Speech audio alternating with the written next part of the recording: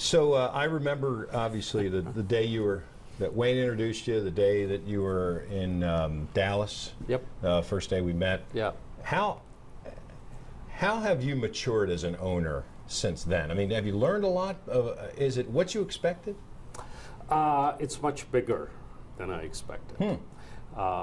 Football, I think the impact it has is much bigger. I looked at it as a fun sport as a fan.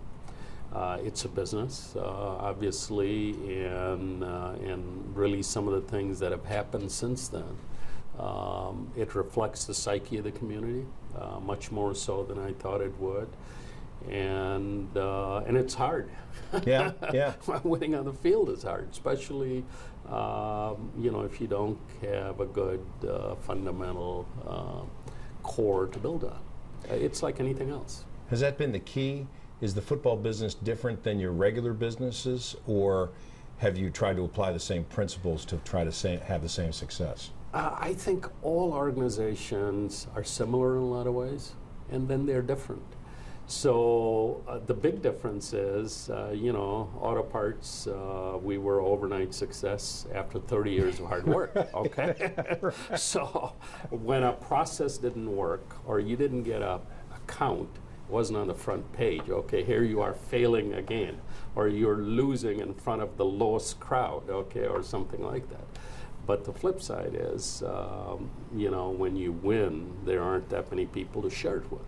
I mean, it would be the group that's worked on it, employees, some of the communities that have benefited, but it's not as public. So the highs and the lows are very different. Yeah, so. You remember the days going to Blunt Island and kind of hawking your wares, so to speak, Absolutely. trying to get things done and not being successful, Yep. and then figuring out how to be successful, Yeah. approach the problem from a different angle or something Yeah. like that?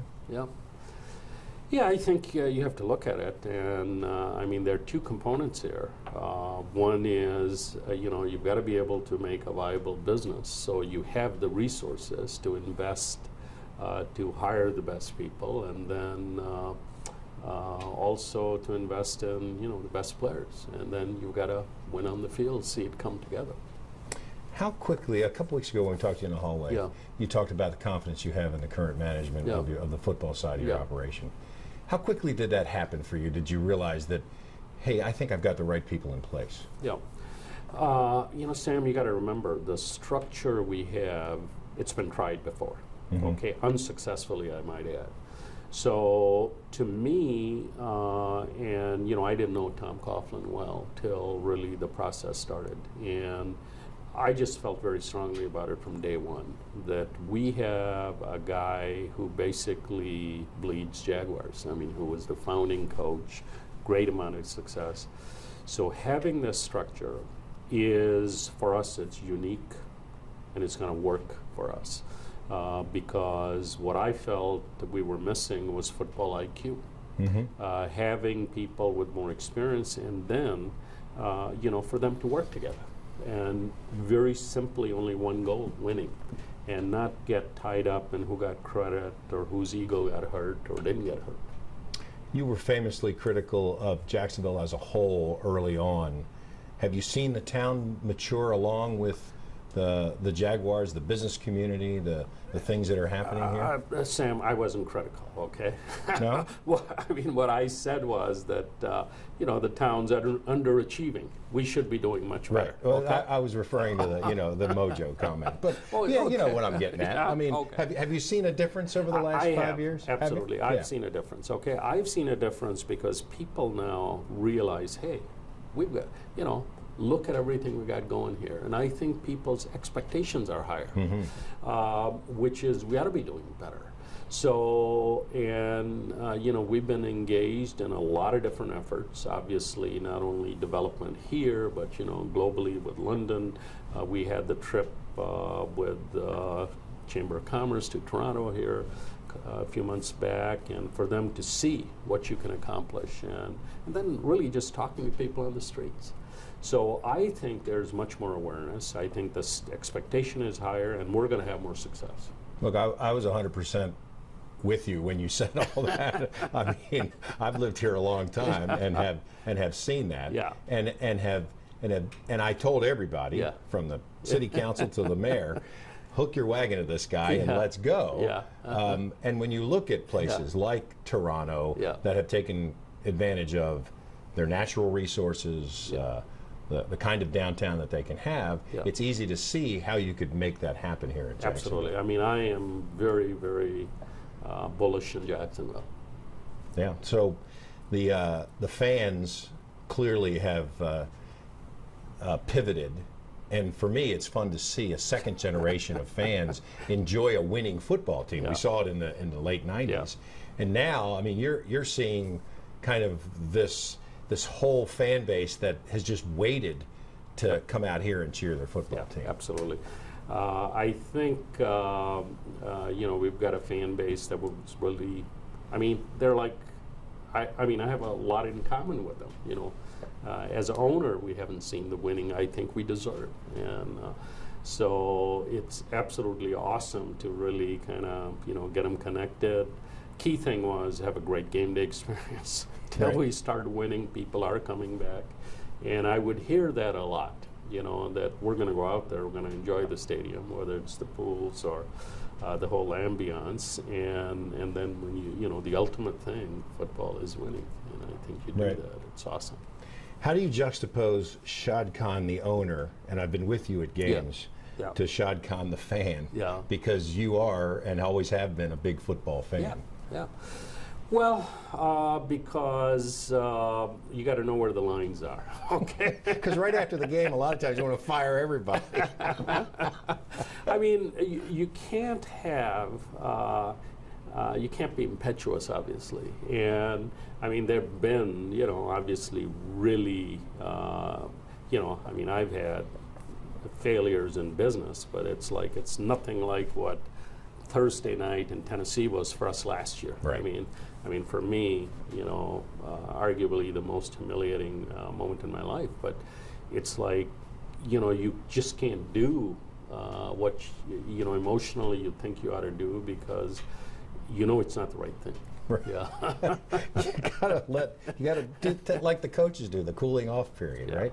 I think it's cooling off, and then it's almost, and it's Jacksonville with 50-some thousand medical professionals. First thing, you can't do harm. Do no harm. Do no harm. Yeah. That's right. Yeah. Shad, you've been criticized throughout your career. Yeah. Have you watched the criticism of Blake Bortles and felt for the guy? Because statistically, when you look at him, I mean, he's obviously played very well this year, but that seems to be the narrative that people want to continue. Yeah, but it's, Sam, I mean, you have to, it's part of life, and I think much to Blake's credit, he understands that, and, he doesn't get wound up on it. This is a performance business, and so he gets that, and he's going to go out and do the best job possible. Yeah, and in the end, a quarterback is judged on wins. That's right. Exactly. Exactly. And he gets that, but believe me, there's nobody who wants him to be more successful than I do because, it's a very, very important element of the game. Yeah. So. How has this worked out as an entertainment venue for you and your clients, particularly in North America? Is it what you were looking for? I think it's much more so. Yeah, much more so because really, there are not that many club owners, NFL club owners, who have a day job, so to speak. Okay. So for me, we've got 30,000, employees making auto parts around the world. I think you get exposed to a different element. Most people are sports fans, and to be able to, for anybody who wants to experience this in a different way that really money can't buy. Right. So is a great thing. Yeah. I asked you this question 3 years ago. Do you have any idea of the impact that you may have on people in Jacksonville 100 years from now? And you said, I hadn't really thought about that. How about, 20 years from now? Yeah. How Jacksonville will have changed thanks to some of the ideas and the vision that you've had? Yeah, you want to leave things a little bit better than you found them. I think that's the human nature. If you're a parent, that's what you want to do with a child. You know, if you have a product, that's what you have. I mean, I'd like for it to be just a shade better than it was here, and I think if we can do that, everybody's going to be better off. Right. Yeah. You know, I've put money on the Jaguars to win the Super Bowl every year. Oh, jeez. I shouldn't be hearing this, okay? Right. Let's see. Oh, God. No, yeah, just one other thing. Similar to business, Yep. you know, no matter how much success you have in football, Yeah. even if you win the Super Bowl, there's always next year. Yep. You know, so I know it's been like that in your business. Whatever success you've had, you tried to build on it. Yes. Is that the same philosophy you have here with the football team? Well, that's what football is very different than other businesses, okay? That you have success, we want to have success, but then the rules get changed, okay? When you're 2-14 in a regular business, there's one outcome. You're going to go bankrupt, okay? You're 2-14 in football, a big check shows up, okay? The TV, and you get a better draft pick, Right. okay? So, and that's what gives you hope, and that's what the unique thing about the sport is. I think, look at this year. There are, 8 new teams, I think, in the playoffs, okay? So isn't that great? I mean, isn't that great sitting here in Everbank, where this coming weekend, the hottest ticket in football in America is right here. Face value of our tickets probably selling for 5-6 times, you know, what the demand is. So, and both the Bills and the Jags, I mean, we haven't been in. The fans deserve it, many reasons for it, but it's absolutely turned this upside down. And you could buy a ticket, I understand, on StubHub, Kansas City for $38. For $38, right?